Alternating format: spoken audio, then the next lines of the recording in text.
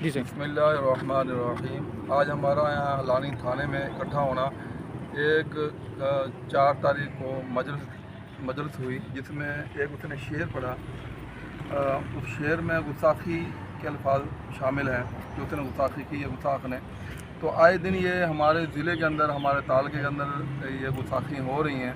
ہم حکومت سندھ کو حکومت پاکستان کو اور اداروں کو یہ کہنا چاہتے ہیں کہ یہ روزانہ کی گستاخی جو ہے یہ ناقابل برداشت ہے.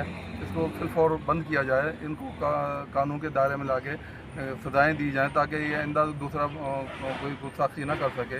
ہم پورے اداروں کے جو جتنے بھی ہمارے قانون نافذ کرنے والے ادارے ہیں ان کو اپیل کرتے ہیں خدارہ ان کو بند کیا جائے, ان کی گستاخیوں کو بند کیا جائے.